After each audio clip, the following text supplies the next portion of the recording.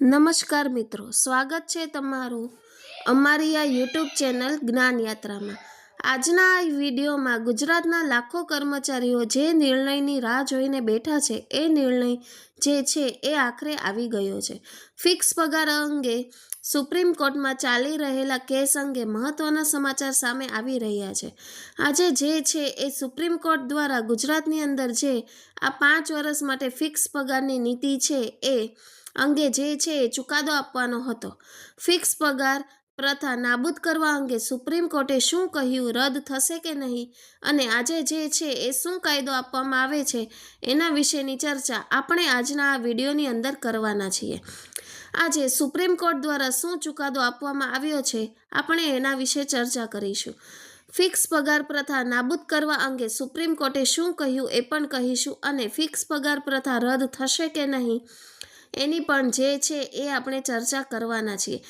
તો એના માટે સૌપ્રથમ તમે જોઈ શકો છો જે યુવરાજસિંહ જાડેજા દ્વારા આ ટ્વીટ કરવામાં આવી હતી।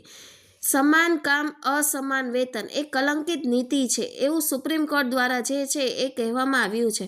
ગુજરાતમાં ફિક્સ પે એ એવી નીતિ છે, એવી વ્યવસ્થા છે કે જેને જોઈને તો બ્રિટિશ રાજ પણ કાન પકડી લે। સમાન કામ અસમાન વેતન એટલે કે જે લોકો ફિક્સ પગારમાં આવે છે એમને પણ જે છે એ સરખું જ કામ કરવાનું હોય છે, છતાં પણ એમને જે છે એ પગાર બહુ જ ઓછો આપવામાં આવે છે। ફિક્સ પે એટલે વિકાસના પોસ્ટર પાછળ છુપાયેલું યુવાનોનું શોષણ।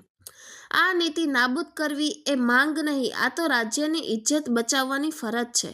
સુપ્રીમ કોર્ટ અને હાઈકોર્ટ બંનેએ કહ્યું કે equal work is equal to equal pay, પરંતુ ગુજરાત સરકાર equal work equal to fix pay અને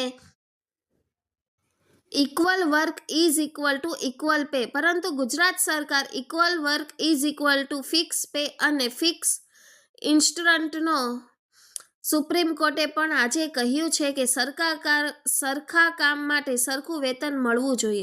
તો તમે આગળ જોઈ શકો છો જેમને ટ્વીટની અંદર જણાવ્યું છે એ પ્રમાણે, જ્યાં 2012માં હાઈકોર્ટે સ્પષ્ટ કહ્યું હતું કે શોષણ બંધ કરો, ત્યાં 2025માં પણ ફિક્સ પે કર્મચારીઓ પોતાના ના પગારમાં વધારો નહીં પણ વર્ષોના અફસોસની જે છે એ EMI ભરી રહ્યા છે।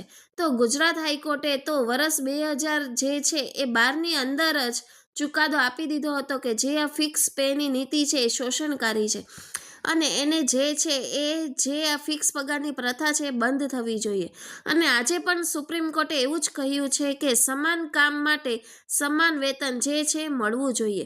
એક તરફ સરકાર વિશ્વગુરુ વિકાસ નવી જનરેશન યુદ્ધ પાવાની વાત કરે છે અને બીજી તરફ યુવાનોને દાયકાઓથી વધુ સમય સુધી ટ્રેની બનાવીને રાખે છે। આપણા ગુજરાતની સૌથી શરમજનક જાહેર નીતિ જો કોઈ હશે તો એ છે ફિક્સ પગારની નીતિ। તેને નાબૂદ કરવું એ માત્ર યુવાનોની માંગ નથી, આ રાજ્યની ન્યાય અને પ્રગતિનું જે છે એ રક્ષણ છે। ફિક્સ પે એટલે વિકાસનો સૌથી મોટો વિરોધાભાસ।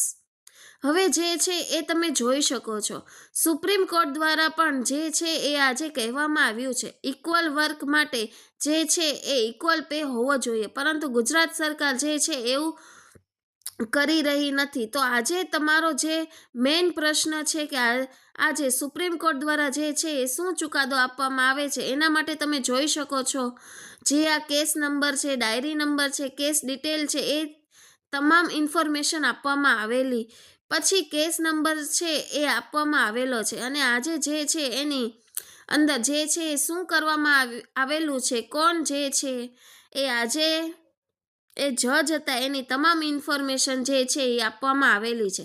અને યુવરાજસિંહ જાડેજા દ્વારા જે છે એ આગળ ટ્વીટ કરવામાં આવી છે। ફિક્સ પે બાબતે આવતીકાલની તારીખ પડી છે, તો ફિક્સ પે બાબતે એટલે કે ફિક્સ પગાર પ્રથા નાબૂદ કરવામાં આવશે કે એને એમ જ રાખવામાં આવશે એનો નિર્ણય હવે આવતીકાલે લેવામાં આવશે। તો 4 ડિસેમ્બરે જે છે એ આપણને ખબર પડશે કે ફિક્સ પગાર પ્રથા નાબૂદ થશે કે હવે જે છે એમને એમ રહેશે। તો ફિક્સ પે પગાર બાબતે આવતીકાલની મુદત પડી છે, તો આપણને જે છે એ કાલે જ્યારે સુપ્રીમ કોર્ટ દ્વારા ચુકાદો આપવામાં આવશે ત્યારે ખબર પડશે કે ફિક્સ પગાર પ્રથા રહેશે કે નહીં। તો આવી જ નવી અપડેટ સાથે ફરીથી મળીશું, ત્યાં સુધી જય હિન્દ, જય ભારત।